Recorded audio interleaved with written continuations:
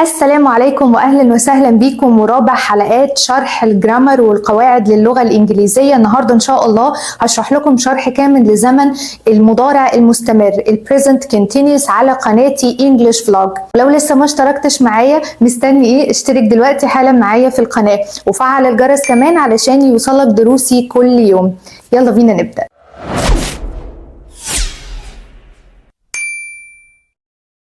اول شرح خالص هو امتى نستخدم زمن البريزنت كونتينيوس، وتاني جزء هو ازاي تكون الجمله، وتالت جزء ازاي نعمل سؤال وازاي ننفي الجمله في البريزنت كونتينيوس، واخر حاجه خالص هي الكلمات الدلاليه او المفتاحيه اللي اول ما تشوفها تعرف ان ده بريزنت كونتينيوس. تعالوا بينا نبدا الشرح. اول حاجه خالص امتى نستخدم زمن البريزنت كونتينيوس؟ ببساطه جدا لما نكون بنتكلم عن حاجه بتحصل قدامنا دلوقتي حالا وشايفينها. يعني مثلا انت دلوقتي you are watching my video، you are watching my video، انت بتتفرج على الفيديو بتاعي، يبقى دي حاجه اهي بتحصل دلوقتي حالا قدامنا.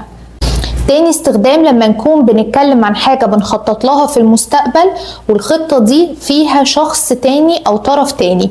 أنا قلت لكم الشرح ده أو الجزئية دي لما كنا بنتكلم في الفيديو اللي فات عن شرح الفيوتشر سيمبل. هسيب لكم دلوقتي حالا الفيديو كمان علشان لازم تفرقوا ما بين الاستخدامين. في البريزنت كونتينيوس بنتكلم عليه كمان ليه استخدام في المستقبل لو بنتكلم عن خطة أو حاجة هنعملها في المستقبل وبتتضمن شخص تاني او طرف تاني. زي ما قلت لكم مثلا ان انا رايحه الكوافير بكره، يبقى I am going to the hair salon tomorrow. I'm going to the hair salon tomorrow. Going to the hair salon، I'm going to the hair salon ده present continuous. أو I'm visiting my friend next week. I'm visiting my friend next week. هنا الخطة فيها شخص تاني اللي هو my friend، صاحبتي موجودة معايا كمان في الخطة، ودي خطة هتحصل الأسبوع الجاي. يبقى نستخدم ايه؟ perfect، ال present continuous. تعالوا بقى اشرح لكم ازاي نكون جملة في ال present continuous. تكوين الجملة في ال present continuous او المضارع المستمر بمنتهى البساطة بيتكون من الفاعل وبعدين verb to be والفعل اللي بعديها بيكون ing. الفاعل ده بقى ممكن يبقى احمد، ليلى، I، we، they، كل ده تمام. دي كده جزئيه الفعل. بعدين verb to be اللي قلنا عليه ايه قبل كده، راجعوا كده معايا عشان انا قلت لكم في الفيديوهات اللي فاتت. verb to be اللي هو ايه بالظبط؟ am و is و are.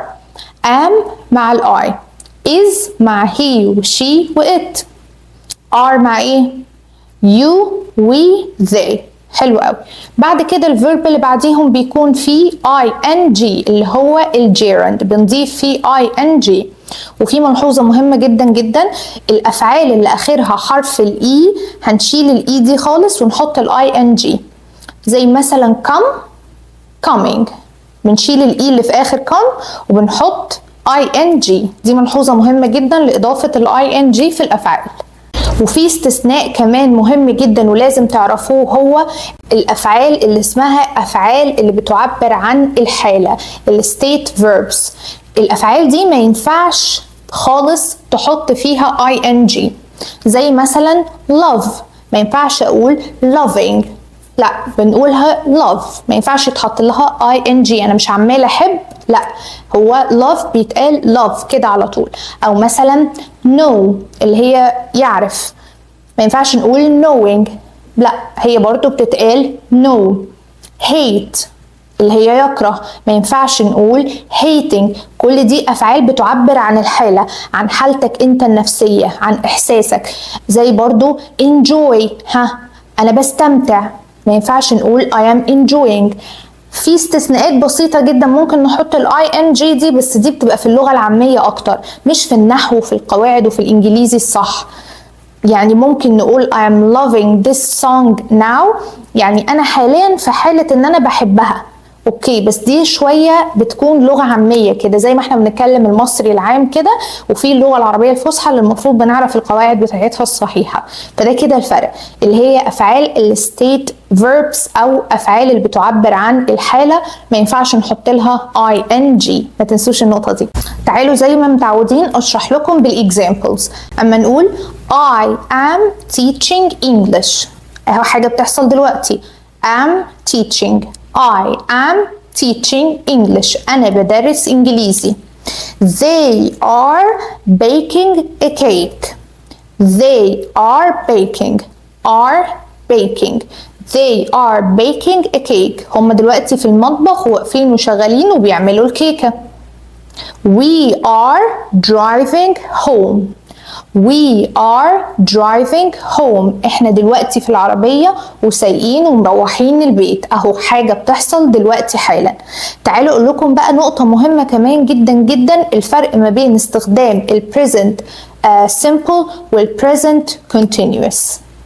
ال present simple بنستخدمه في الحاجات اللي هي حقيقة فعلا ومستمرة، لكن لما نكون شايفين حاجة في الحاضر ولكن أنا حاسة أو شايفة إنها مؤقتة، فبالتالي هنستخدم ال present continuous. تعالوا أقول لكم مثال علشان نوضح. لما نقول أحمد lives in Cairo، دي present simple perfect. أحمد lives in Cairo، أو أحمد is living in Cairo، دي present continuous. أحمد is living in Cairo. حلو، دول الاتنين هم جملتين في الحاضر، دي حاجة حاصلة دلوقتي. لكن الفرق خلي بالكم، الجملة الأولانية اللي في البريزنت سيمبل معناها إنها حاجة دايمة ومستمرة. أحمد بيته في القاهرة وهيفضل عايش في القاهرة ومش هيغير ومش هيحصل أي حاجة خالص. أما في المثال التاني اللي هو أحمد is living in Cairo، معناها انه دي حاجة مؤقتة. مثلا هو راح القاهرة، نقل على القاهرة مثلا في شغل او في دراسة او غيره، ولكن هو هيرجع مثلا بيته الاساسي في اسكندرية، مثلا هو اصلا من اسكندرية او من اي مكان. فده هنا حاجة مؤقتة وانا عارفة انها مؤقتة وهتنتهي، فبالتالي هنستخدم ال present continuous، وده فرق مهم جدا ولازم تعرفوه. ثالث جزئية، ازاي ننفي الجملة وازاي نعمل سؤال. تعالوا اقول لكم. بالنسبة لجزئية النفي بمنتهى البساطة هنحط زي ما اتعودنا not، هتنفي الجملة على طول. يعني ايه؟ I am not teaching English، يعني أنا مش بدرس إنجليزي، أنا قاعدة كده فاضية وبتاع. They are not baking a cake. They are not baking a cake. بيعملوا أي حاجة تانية في المطبخ، هم مش بيعملوا كيكة، وهكذا. بس هتحط not على طول بعد verb to be اللي هو am و is و are، خلاص يبقى انت كده ايه؟ نفيت الجملة. اما بالنسبة لجزئية الاسئلة، احنا عندنا نوعين من الاسئلة، او السؤال الاستفهامي اللي هو بيبقى اوله اداة الاستفهام، زي مثلا what are you doing؟ انت بتعمل ايه؟ انت بتعملي ايه دلوقتي؟ I am teaching English. I am teaching English، اهو يبقى أداة الاستفهام وبعدين verb to be وبعدين الفاعل وبعدين بقية الفعل اللي هو اللي موجود معانا. What are you doing؟ اهو فعل ing. تمام؟